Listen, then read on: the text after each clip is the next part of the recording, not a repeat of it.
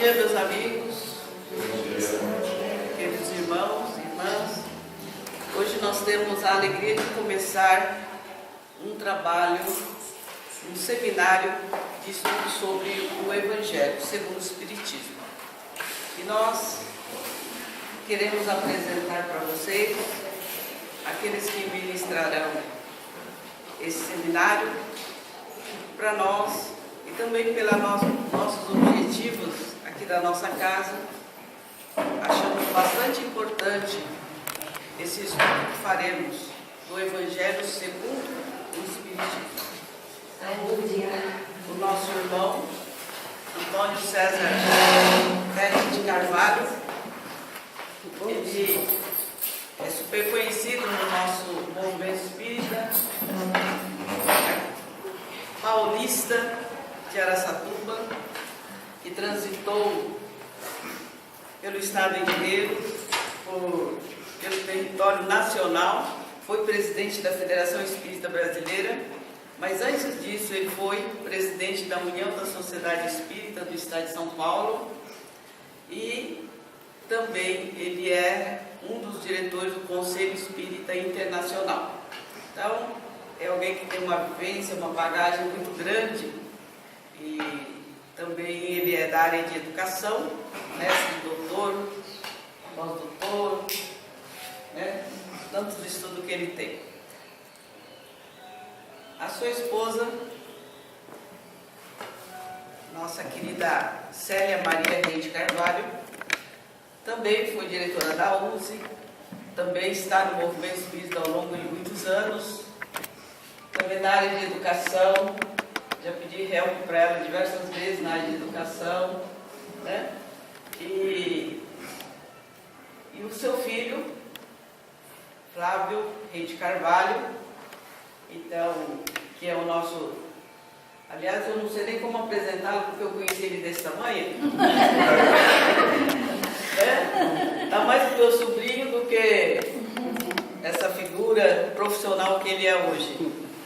Hoje ele é doutorando em Ciências de Religião e é um estudioso da doutrina espírita. Aliás, os três são estudiosos, mas ele em especial quero dar essa ênfase, porque a juventude nova, né, chegando com esse jeito bom de estudar, de ser estudioso, conhecedor da doutrina espírita. Nós precisamos muito disso mesmo. Então, vocês estarão em boas mãos e é com muita alegria que nossa Casa Centro de Cultura, Documentação e Pesquisa do Espiritismo quer recebê-los para esse seminário de hoje. E também ficamos felizes que eles estarão conosco, certamente, em outras oportunidades para o trabalho que daremos o andamento. Então, receba o nosso abraço e o nosso agradecimento. Obrigada.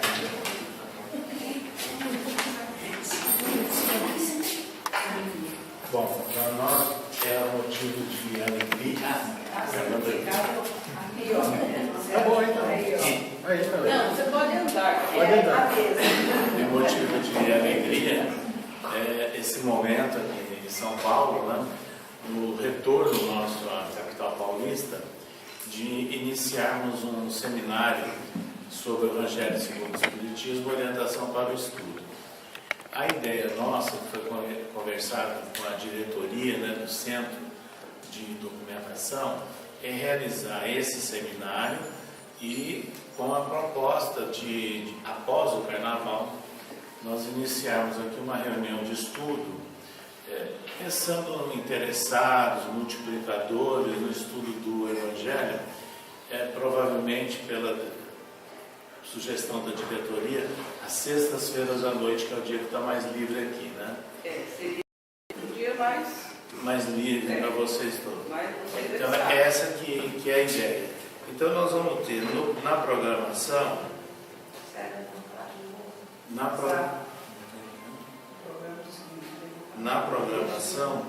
nós vamos ter a minha fala no primeiro lugar, onde nós vamos abordar o contexto em que Allan Kardec elaborou o Evangelho segundo o Espiritismo. Como é que surgiu esse livro? E por que estudá-lo?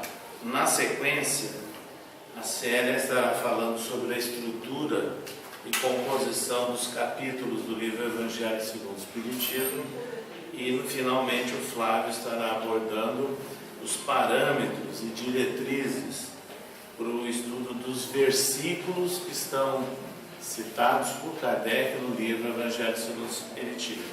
E nós vamos deixar as perguntas para o final, para ficar mais livre, né?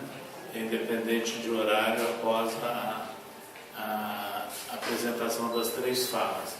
E a Célia, ao final, ela vai também mostrar qual é o programa, né, daquela reunião de estudo para o ano que vem, com base no Evangelho segundo o Espiritismo. E em seguida aqui o Centro de Documentação vai estar realizando também um almoço beneficente para aqueles que puderem permanecer, né?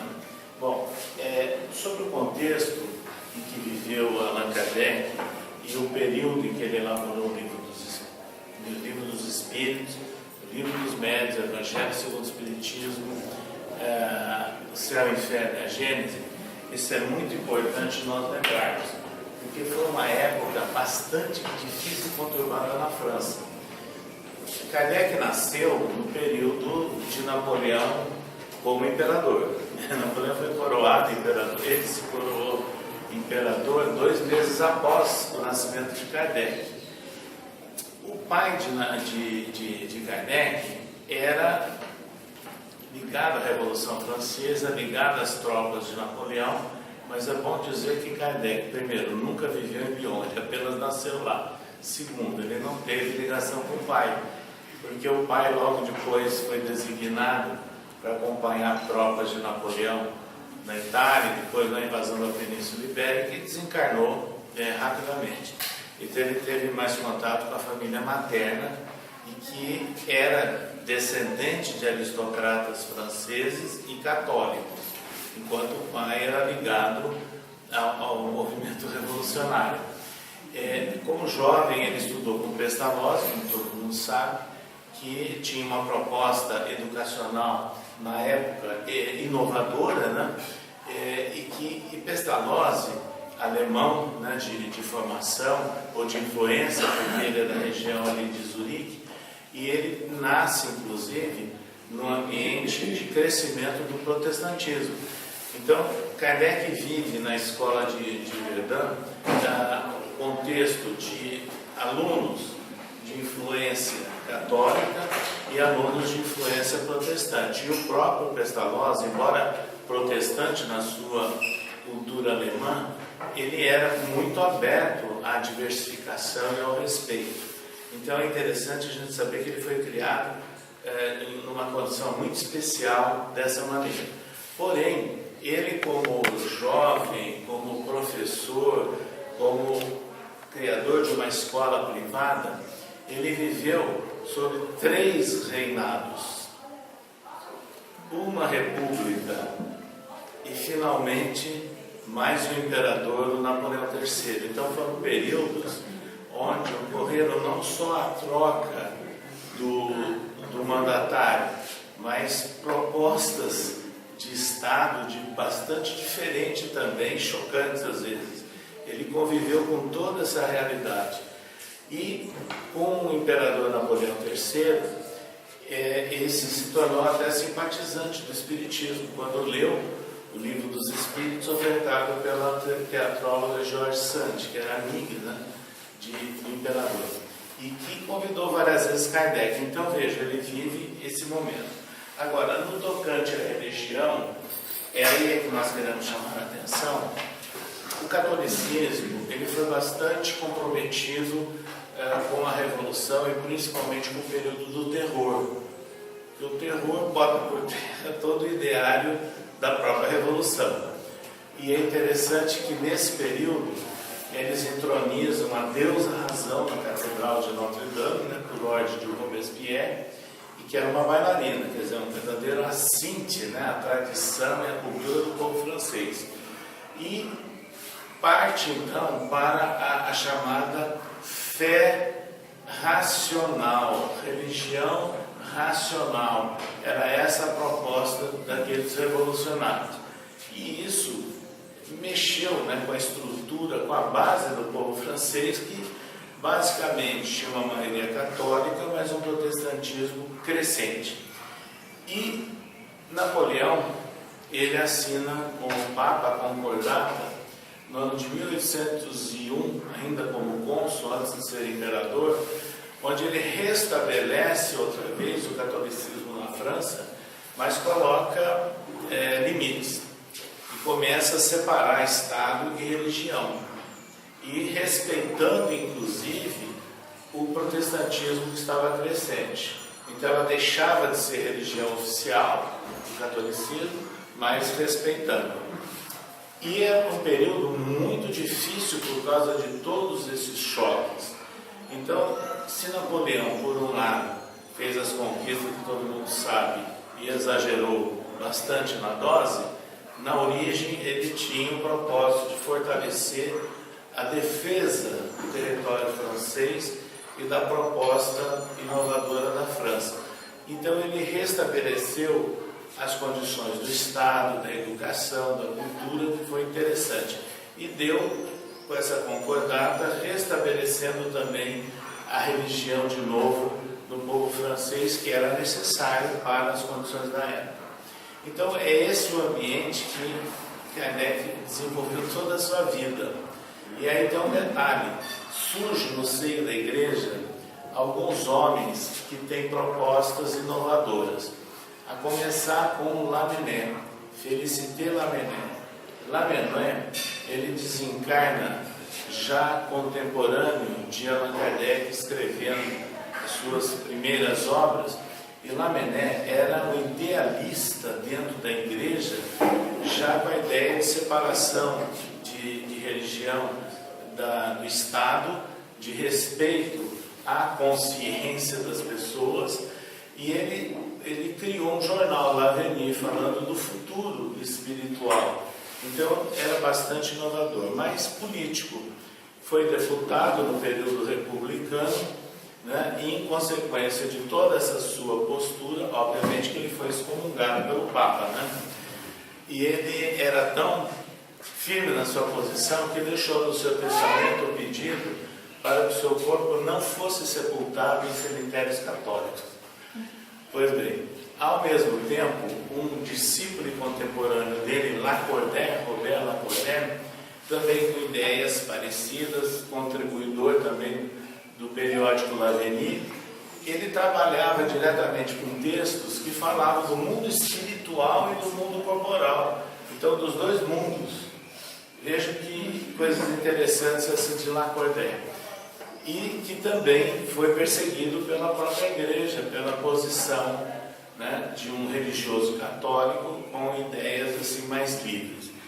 Outro religioso da época que se destacou foi Jean-Marie Vianney, que é chamado de Cura d'Ars. Cura é um pároco, né? E d'Ars é uma cidadezinha pertinho de Lyon. Ele tinha um propósito diferente já. Ele era o pai, o pároco, o pai da comunidade. Então, caracterizado pela gentileza, pela prática da caridade, por atenção a todos aqueles que o procuravam, e era médium, e curava também pessoas, médium de efeitos físicos, inclusive. E ele exaltava em todos os seus sermões o bom Deus, a citação dele, o bom Deus. O interessante é que os três desencarnam antes da publicação do Evangelho segundo o Espiritismo. Os três têm mensagens assinadas no Evangelho segundo o Espiritismo: Lamennais, Lacordaire e o Cura d'Ars. E Lamennais também tem uma mensagem assinada, uma resposta sobre penas eternas no Livro dos Espíritos. Então vejo que é um ambiente que surge renovadores também com esse objetivo. Mas havia um entrechoque muito grande, tão grande, que no ano que Kardec lança o Livro dos Espíritos, que foi em abril, no mês de janeiro, um padre chamado Verger, ele assassina o arcebispo de Paris. O bispo Sibour estava saindo de uma igreja próxima ao Panteão, né? em Paris e ele assassina. Por que ele assassina? Porque ele tinha ideias também inovadoras, o padre Verger. E nessas condições, ele se inflamava. E quais eram essas ideias? Em primeiro lugar, ele não aceitava o celibato dos padres. Em segundo lugar, ele não aceitava o dogma da Imaculada Conceição, ou seja, a virgindade de Maria. Ele não aceitava. E discutia e era panfletário. Mas no momento de exaltação, e porque o arcebispo de Paris era conservador, ele comete esse crime. Isso foi manchete durante tempo nos jornais, como viveu o período de exceção. Ele foi preso, condenado e executado no prazo de 20 dias apenas. E ele se manifesta pouco tempo depois na Sociedade Parisiense de Estudos Espíritas. E Allan Kardec inclui a mensagem dele entre os espíritos arrependidos de o céu e o inferno. É interessante a gente destacar isso. Então eu brinco sempre, né? Ele praticou um crime pelo qual ele poderia ser levado lá para os quintos dos infernos, né? Por matar o arcebispo de Paris. Mas de repente ele é um espírito consciente, arrependido, e dizendo que está se preparando para a reencarnação, e isso Kardec publica no Céu e Inferno. Então foi esse o ambiente religioso que Allan Kardec conviveu. Ao mesmo tempo, o ambiente francês da cultura era bastante desenvolvido. Era a época de Arago, era a época de Flammarion, jovem, né, já como astrônomo, era a época de Charles Darwin, de Wallace lá na Inglaterra, de Victor Hugo, quer dizer, uma efervescência cultural e científica muito grande, ao mesmo tempo em que Kardec estava se dedicando ao estudo das mesas girantes e falantes. Então esse é outro aspecto. Aí tem a eclosão dos fenômenos de ordem mediúnica que aconteciam nos Estados Unidos, em Paris e na Inglaterra, em vários locais, e que ele foi chamado por ser um professor, um estudante de magnetismo, membro da sociedade de magnetismo, para conhecer aqueles fenômenos. E aí ele se convence que eram espíritos, né, que estavam se manifestando, e ele valoriza mais o conteúdo do que o fenômeno. Então ele parte para a elaboração do livro dos Espíritos, o livro dos Médiuns. Em 1864, em abril, ele lança o Evangelho segundo o Espiritismo. Por que ele lançou o Evangelho segundo o Espiritismo? O livro dos Espíritos é a obra básica, inaugural, vamos assim dizer, e que tem assim um conteúdo mais filosófico, né, mais genérico. Mas na terceira parte ele trata do ensino moral, a parte moral dos ensinos de Jesus, também genericamente. E ele sentia necessidade, por causa de todo esse contexto que nós estamos falando, e por orientação, né, dos espíritos que o assessoravam, que era necessário uma obra mais específica. Então ele começa a pensar no Evangelho segundo o Espiritismo. E ele prepara uma proposta, uma estrutura, começa a trabalhar. De repente, ele estava assoberbado de afazeres em Paris, cansado e adoentado. Kardec já tinha um probleminha de ordem cardíaco, né, que era conhecido dele. E foi orientado e inspirado pela espiritualidade que se afastasse de Paris. Então ele segue, no final de agosto do ano de 1863, uma cidade chamada de Saint-Adresse, que fica na Normandia, no litoral ali, próximo à foz do rio Sena. Na época era um local de veraneio, com aquelas cabanas de praia, casas, etc. E lá ele se instala para que ele ficasse isolado, sozinho, em melhores condições para captar as inspirações que vinham do alto para pensar melhor no Evangelho segundo o Espiritismo. E ele escreve, nesse período, várias cartas à sua esposa Mélie Boudet. condições, descrevendo a beleza do local, ele se sentindo recuperado por estar próximo ao mar. Ele faz uma série de registros assim, pessoais interessantes. O apoio de duas senhoras, uma delas uma viúva, conta inclusive que ele ficou maravilhado que na residência da senhora Lombard serviram uma torta de ameixa, né? Então aí uma boa recomendação para quem quiser pensar nisso. Então ele registra muita coisa interessante e de cunho pessoal para a sua esposa. E uma delas, né, ela desencarna e também tem mensagens incluídas depois no livro Céu e Inferno. Mas nesse período, ele ficou lá quase 2 meses, isolado. E pensando, né, ele mudou toda a estrutura do livro que ele pretendia publicar. Então ele precisava realmente um maior isolamento, ele chama, entre aspas, né, de um retiro espiritual, para que ele pudesse melhor captar o apoio da espiritualidade. Ele muda a estrutura proposta do Evangelho segundo o Espiritismo e no final de 1863 ele já entrega para o seu editor. Aí ele já começa a anunciar que seria publicado e o livro vem a lume em abril de 1864 com o título de Imitação do Evangelho segundo o Espiritismo. O termo imitação, ele chocou um pouquinho na época, porque ele dá duplo sentido. Então o próprio editor dele sugeriu que na segunda edição ele tirasse o termo imitação. Então ficou só, na segunda edição, já o Evangelho segundo o Espiritismo. Mas na segunda edição ele mexeu em algumas coisas, mas foi na terceira edição que ele chegou a essa configuração atual, porque ele tinha número corrido de todos os itens, né? Não separava alguns capítulos, então ele mudou mais uma vez na terceira edição, que é a versão que existe a maioria das publicações aqui em nosso Brasil. Então é interessante a gente situar esse papel, né, que o Espiritismo veio a executar com o lançamento do Evangelho segundo o Espiritismo.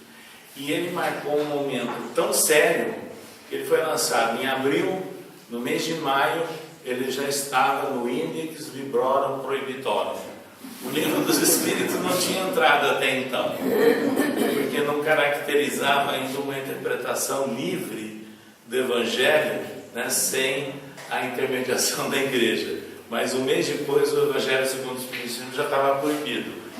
E ele passou então a cumprir o papel dele, né, que é, segundo os Espíritos já alertavam, de preparar, de restabelecer o edifício da fé. Era esse o propósito da espiritualidade. Eu vou ler aqui o prefácio para que fique bem claro, né, por que Allan Kardec lançou o Evangelho segundo o Espiritismo e que ele inclui, no prefácio a mensagem do Espírito de verdade. Os Espíritos do Senhor, que são as virtudes dos céus, qual imenso exército que se movimenta ao receber as ordens do seu comando, espalham-se por toda a superfície da terra, e semelhantes a estrelas cadentes, vêm iluminar os caminhos e abrir os olhos aos cegos. Eu vos digo em verdade que são chegados os tempos em que todas as coisas hão de ser restabelecidas no seu verdadeiro sentido, para dissipar as trevas, confundir os orgulhosos e glorificar os justos. As grandes vozes do céu ressoam como sons de trombetas, e os cânticos dos anjos se lhes associam. Nós os convidamos a vós, homens, unis para o divino conselho. Tomai da lira, fazei uníssonas vossas vozes, e que no hino sagrado elas se estendam e repercutam de um extremo a outro do universo. Homens, irmãos a quem amamos, aqui estamos juntos de vós. Amai-vos também uns aos outros e dizei do fundo do coração, fazendo as vontades do Pai que está no céu: Senhor, Senhor, e podereis entrar no reino dos céus. O Espírito de verdade. Então esse prefácio define muito bem a razão do Evangelho segundo o Espiritismo.